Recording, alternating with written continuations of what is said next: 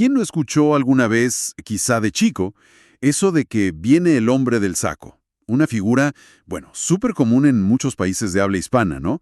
El típico recurso para asustar a los niños. Sí, total. Pero, a ver, ¿alguna vez nos paramos a pensar de dónde sale exactamente esa imagen tan específica, tan tétrica? Mm, Resulta que a veces las leyendas más oscuras no son solo cuentos, ¿eh? Tienen raíces en hechos reales. Hechos escalofriantes, la verdad. así es. Hoy vamos a hacer una exploración a fondo de un caso criminal que sacudió a España a principios del siglo XX. Es el tristemente famoso crimen de Gádor, allá en Almería. Un caso terrible. Terrible. Y de una brutalidad que muchos historiadores y, bueno, gente que estudia el folclore, lo consideran el origen directo de esa leyenda, la del hombre del saco. Pues sí, la conexión es bastante directa.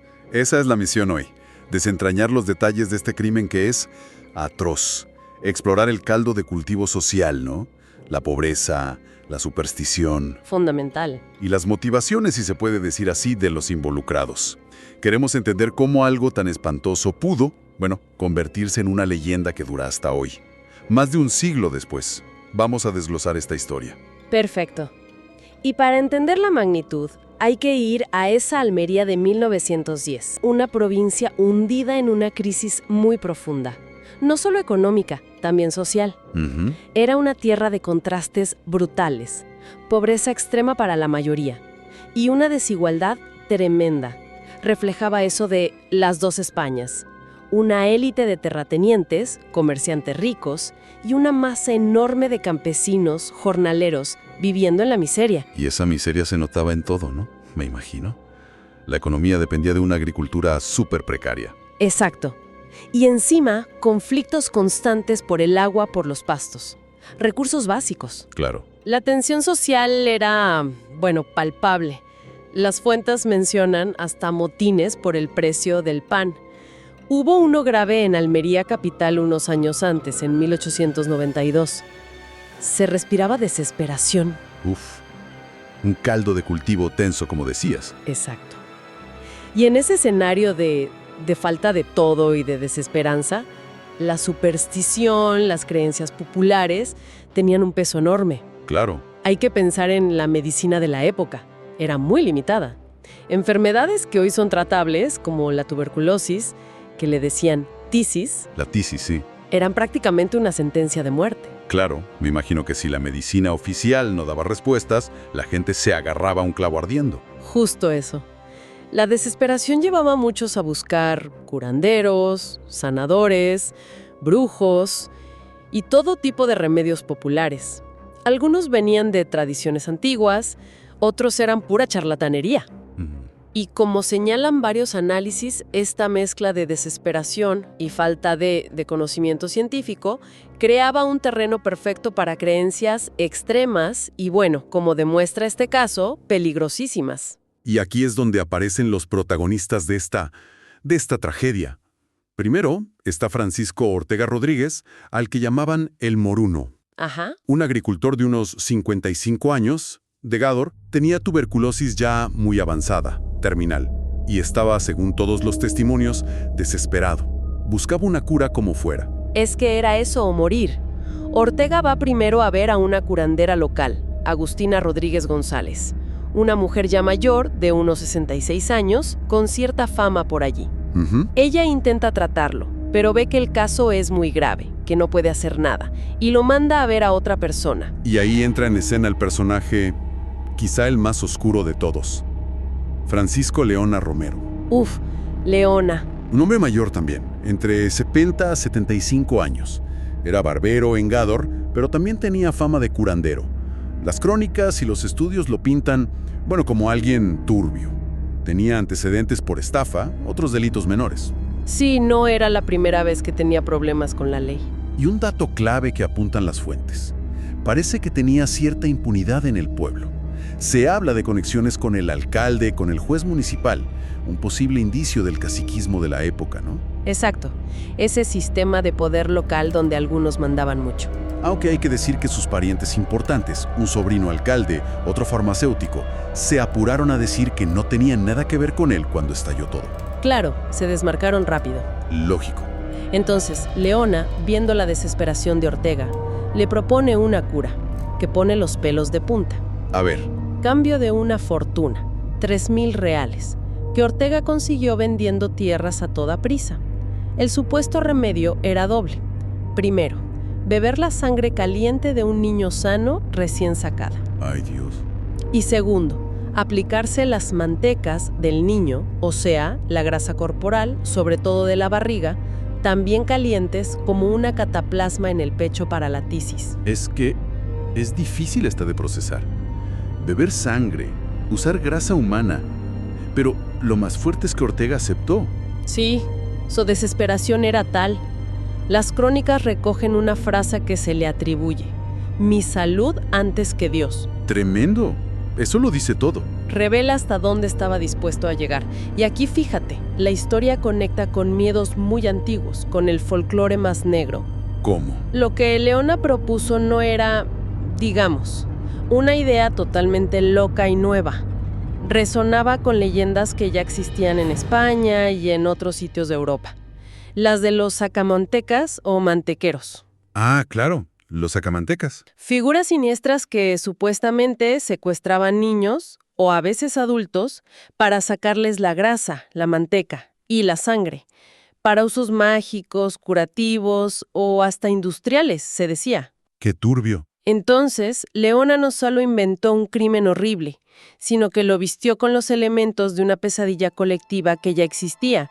Y eso es clave para entender por qué el caso impactó tanto y se hizo leyenda. Entiendo. No era solo un asesinato, era como la pesadilla hecha realidad, el terror popular materializado.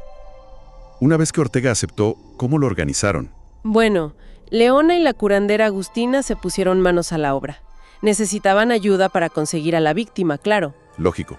Tonto. El tonto. Sí. Las fuentes lo describen como alguien con alguna discapacidad intelectual o cognitiva.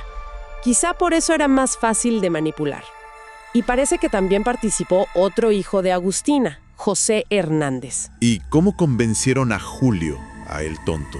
Le prometieron dinero, 50 pesetas, que eran 10 duros. A ver, no era la fortuna que le pidieron a Ortega, pero para alguien como Julio seguramente era bastante atractivo. Claro, algo es algo. Incluso las fuentes del juicio y los periódicos cuentan que hubo un intento fallido unos días antes, en Benadox, un pueblo cercano. Intentaron llevarse a una niña. ¿Y? Pero la niña se puso a gritar muchísimo y tuvieron que salir corriendo. Eso demuestra que ya estaban buscando activamente. Hasta que lo consiguieron. El 28 de junio de 1910. Basada en lo que confesaron después, fue Francisco Leona quien encontró y secuestró a la víctima. ¿Quién era? Bernardo González Parra, un niño de solo 7 años, de una familia muy humilde. Vivían en una casa cueva a las afueras de Rioja, un pueblo al lado de Gádor. Pobre chico. Parece que Bernardo estaba jugando solo, cerca del río Andarax, donde su madre estaba lavando la ropa. Leona lo agarró, lo metió rápido en un saco de arpillera y se lo llevó. El saco. Ahí está. El elemento clave de la leyenda. ¿Y qué pasó después? ¿A dónde lo llevaron? Lo llevaron al cortijo de San Patricio. Era una finca aislada de Agustina, en un lugar llamado Araos. Y allí, dentro del cortijo, hicieron la primera parte. La parte espantosa del ritual. Ay. Con Bernardo, todavía vivo. Leona, con una navaja o un cuchillo pequeño que llamaban verduguillo, le hizo un corte profundo en la axila y recogieron la sangre que salía en una olla o algo parecido. ¡Qué horror! Pensar en el terror de ese niño. ¿Y Ortega estaba ahí? Sí, Francisco Ortega, el moruno, llegó al cortijo poco después. Leona le dio la sangre recogida y Ortega se la bebió. Uf. Algunas crónicas dicen que le echaron azúcar, quizá para que pasara mejor o por alguna creencia rara sobre las propiedades. La escena tuvo que ser dantesca. Me imagino. En las actas del juicio está el testimonio de Elena Amate, la esposa de José Hernández, el otro hijo de Agustina. Ella declaró que se desmayó al ver lo que pasaba. No me extraña. Y hay un detalle, especialmente perturbador, que salió en la autopsia. Lo citan varios análisis del caso, basados en los informes forenses. ¿Cuál? El informe sugería que el corazón del niño todavía latía muy débilmente después de que le sacaran la sangre. No puede ser. O sea, es posible que Bernardo estuviera todavía vivo, quizá inconsciente o agonizando en esa primera fase. ¡Qué crueldad! Increíble. Pero el horror no acabó ahí, ¿no?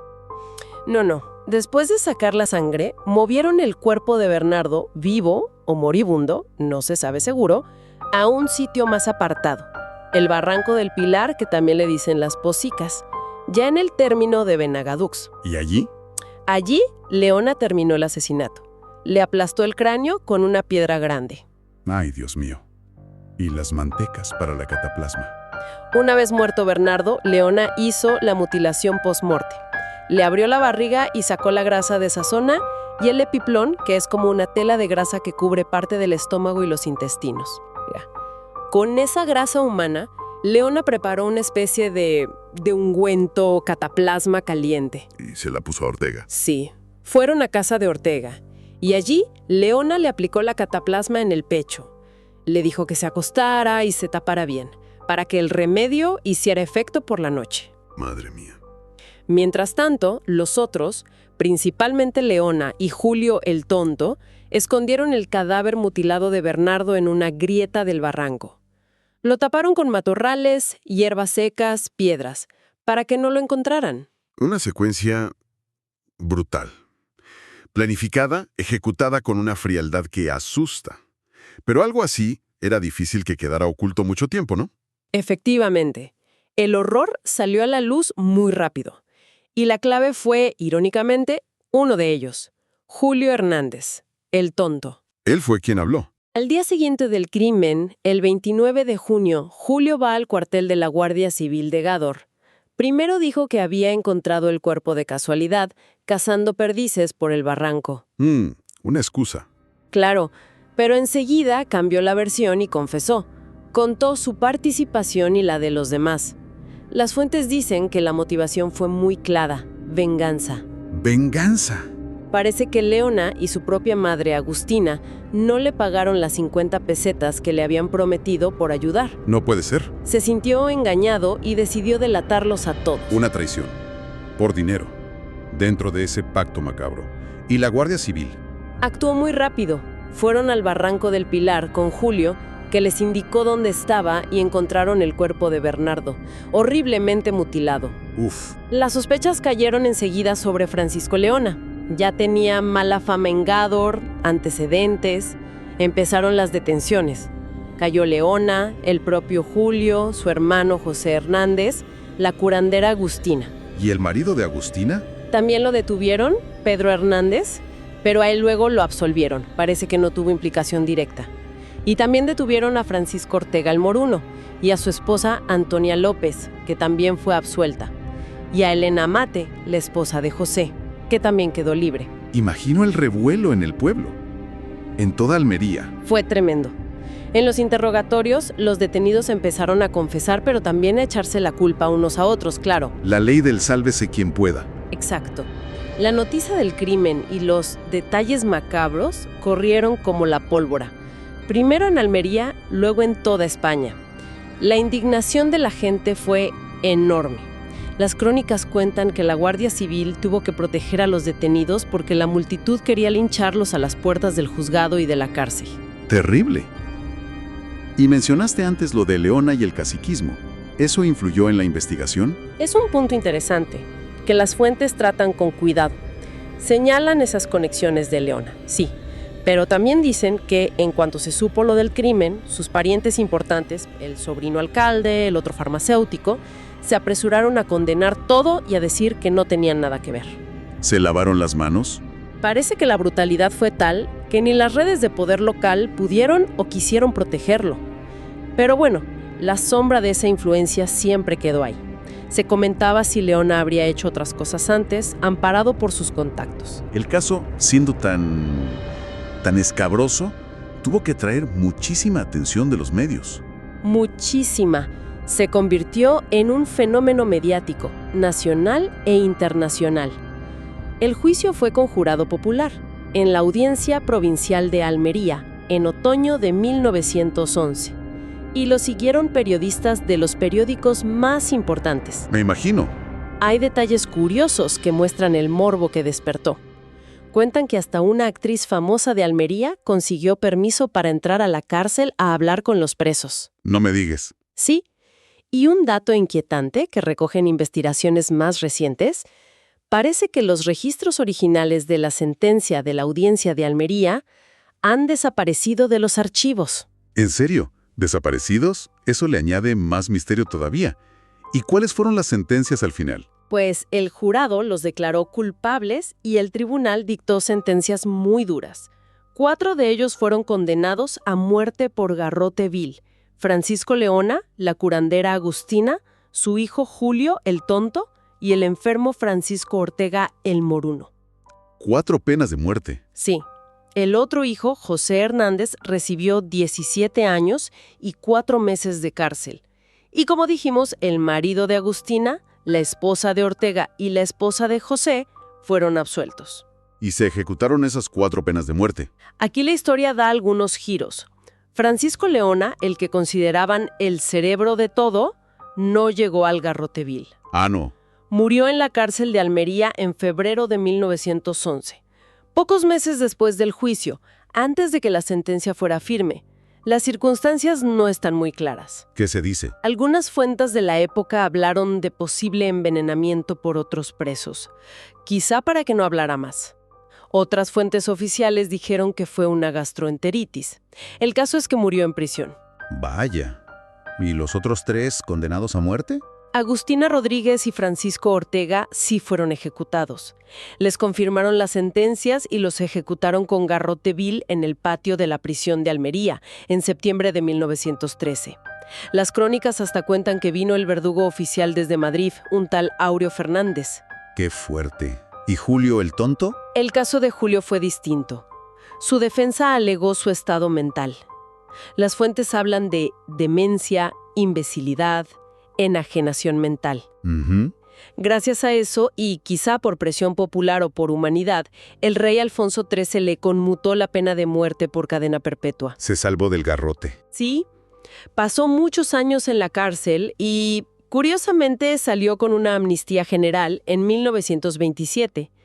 Pero poco después de salir, murió en un hospital psiquiátrico. Vaya destinos. ¿Y el último? José Hernández, el que tenía 17 años. José Hernández cumplió buena parte de su condena. Al final, salió libre gracias a una amnistía durante la Segunda República.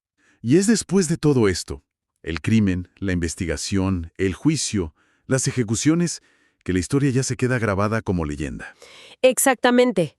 El impacto del crimen de Gádor fue tan bestial, los detalles tan macabros y la conexión con esos miedos al sacamantecas tan clara, que la frase «que viene el hombre del saco» cambió de significado. ¿En qué sentido? Dejó de ser un coco abstracto para niños. Para la gente de la época, sobre todo en Andalucía y luego en toda España, el hombre del saco pasó a tener, bueno, si no nombre y apellido, sí un origen terriblemente real. El tipo que metió a Bernardo en un saco para ese ritual espantoso. La realidad superando la ficción y alimentándola. Ahí es donde se funden el crimen y el folclore para siempre. Y esa fusión fue muy potente. El crimen se contó muchísimo a través de los medios populares de entonces. Los romances de Ciego, los pliegos de Cordel. Ah, claro. Eran como folletos baratos, a veces con dibujos impactantes, que contaban crímenes, catástrofes, cosas sobrenaturales, de forma muy sensacionalista. Se vendían en las ferias, en los mercados. Los cantaban los ciegos, ¿no? Exacto. O los recitaban vendedores ambulantes. Y el crimen de Gádor fue un tema estrella. Eso consolidó la figura del sacamantecas y la unió para siempre al hombre del saco. Y esa fascinación, un poco morbosa, ha seguido hasta hoy. Dijiste que ha habido adaptaciones más modernas. Sí. El caso nunca ha dejado de interesar. Las fuentes que vimos mencionan artículos en revistas de sucesos como una llamada ¿Por qué? En los años 60, que lo volvió a poner de moda. Libros también, uno muy temprano, El vampiro de Gádor, de 1928. ¿Tan pronto? Sí, y más reciente una novela digital de Carlos Maza Gómez en 2011. Hasta cómics, uno de Manuel Ramírez de Ucet en 2010. Y una película reciente, ¿no? ¿La del hombre del saco? Correcto. En 2023 se estrenó esa película de terror, El hombre del saco, de Ángel Gómez Hernández. A ver, se toma sus libertades, es ficción, pero reconoce abiertamente que se inspira en el crimen de Gádor. Eso demuestra que la historia sigue allí, en el imaginario, más de 100 años después. Increíble. Si lo miramos hoy, con la ley actual, es evidente que las penas serían otras. El propio presidente de la Audiencia de Almería lo ha dicho en alguna entrevista. Un crimen así hoy, en España, sería, probablemente, prisión permanente revisable. La máxima pena. Exacto. Y también hay que decir que fue un caso muy singular en Almería. A pesar de lo dura que era la vida y de que había crímenes violentos, no se conocen otros casos así, de canibalismo ritual o sacrificios humanos en la provincia. Fue algo excepcionalmente atroz. Sin duda. El crimen de Gádor fue como una ventana terrible a una realidad muy cruda. El atraso de la medicina en el campo, la desesperación por enfermedades como la tisis, las diferencias sociales enormes. Las tensiones de clase. Exacto. Y toda esa red de supersticiones, creencias populares, incluso la sombra del caciquismo en la España de principios del 20. Fue un reflejo de muchas cosas. Haciendo un balance, hemos recorrido una historia espeluznante. Vimos cómo la desesperación total por una enfermedad llevó a un hombre a aceptar algo terrible.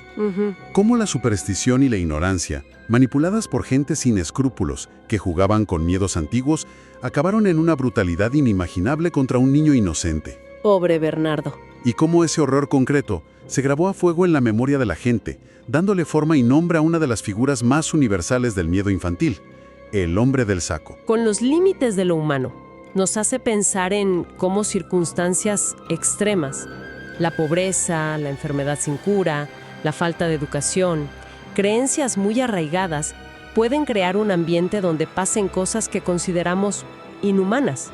Claro. Desafía nuestra idea del bien y del mal, y nos recuerda lo importante que es el contexto, el momento histórico y social, para entender hasta las acciones más aberrantes.